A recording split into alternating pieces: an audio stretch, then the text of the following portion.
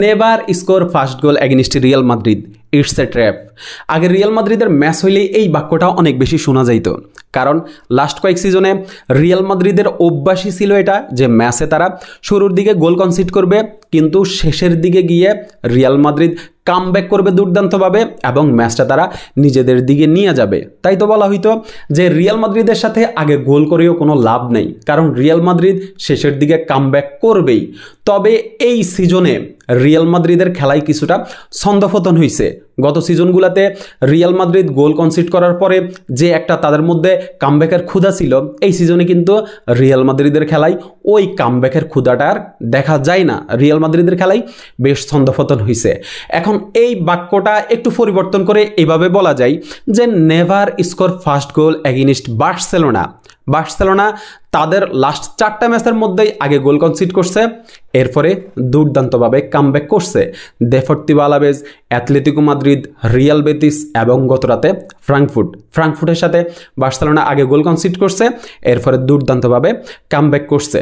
এখন চ্যাম্পিয়ন্স লিগের match camp নুতে ফ্রাঙ্কফুর্টের মতো দলের সাথে খেলা, আমাদের বার্সা ফ্যানদের এক্সপেকটেশন ছিল যে এই ম্যাচটা বার্সেলোনা বড় ব্যবধানে জিতবে, কারণ ফ্রাঙ্কফুর্ট তাদের সর্বশেষ 3টা ম্যাচের মধ্যে 10টা গোল হজম করছে, যেখানে তারা করতে পারছে মাত্র 1টা গোল। তাই তো আমাদের এক্সপেকটেশন ছিল যে বার্সেলোনা এই ম্যাচটা বড় ব্যবধানে জিতবে, কিন্তু ফ্রাঙ্কফুর্ট ক্যাম্প নুতে নেমেই তাদের উপরে মনে হয় যে ভাই রিয়াল মাদ্রিদের আত্মা বর করছে। যেভাবে তারা শুরুর দিকে ফ্রেসিং করছে, তারা যেই ফিজিক্যালিটি দেখাইছে, বার্সার ফার্স্ট হাফটা পুরাই হতাশাজনক ছিল। ম্যাচের 21 মিনিটে ফ্রাঙ্কফুর্ট ম্যাচে লিড নিয়ে নেয়, কিন্তু সেকেন্ড হাফে আমরা অন্যরকম একটা বার্সেলোনাকে দেখতে পাইছি।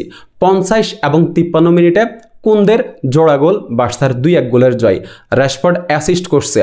র্যাশফোর্ডকে আমার কাছে পিওর ডায়মন্ড মনে হয়। ওই যে একটা কথা বলে না যে ছায়ের দামে শরবত পাইছে, আমার কাছে মনে হয় যে ভাই লোনে এরকম দুর্দান্ত প্লেয়ার অবিশ্বাস্য।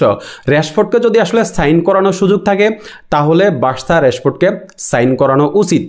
এই ফ্লোটার ডিএনএতে বার্সার কিছু একটা আছে ভাই, যেভাবে প্রতিটা ম্যাচেই দুর্দান্ত পারফর্ম করে। এরপরে আরেকটা অ্যাসিস্ট করতে হচ্ছে আপনার লামিন ইয়ামালের একটা ম্যাজিক্যাল অ্যাসিস্ট ছিল। মিডফিল্ডে ফেদ্রির সাথে এরিক গার্সিয়ার ডাবল পিভটে মনে হয় বার্সেলোনা আরও বেশি সুবিধা পাইতেছে, বার্সার খেলায় আরও বেশি ছন্দ দেখা যাইতেছে। দুজনের ভিতরে আন্ডারস্ট্যান্ডিং খুবই ভালো। আমার কাছে মনে হয় যে ডি ইয়ং সামনের ম্যাচগুলোতেও বেঞ্চে বসে থাকা লাগবে। যেভাবে এরিক গার্সিয়া ফেদ্রির সাথে আপনার পারফর্ম করতেছে, যেভাবে দুইজনের বোঝাপড়াটা দেখা যাইতেছে।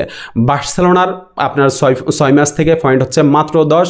বার্সা আসলে যদি সরাসরি আপনার এই যে রাউন্ড অফ 16-এর জন্য কোয়ালিফাই করতে হয়, তাহলে বাকি যে ম্যাচগুলো আছে ওই ম্যাচগুলোতে অবশ্যই জিততে হবে এবং বার্সেলোনাকে বড় ব্যবধানেই জিততে হবে। বার্সেলোনা গত রাতে দুর্দান্ত ম্যাচ খেলছে, আপনার এই যে ফ্রাঙ্কফুর্ট গোল করাটা ছাড়া আসলে আর কিছুই করতে পারে নাই। পুরো ম্যাচেই তারা লো ব্লক ফুটবল খেলছে, যেখানে বার্সার বল পজিশন, গোলবারে শট সব কিছুতেই বার্সার একটা ডমিনেন্স ছিল।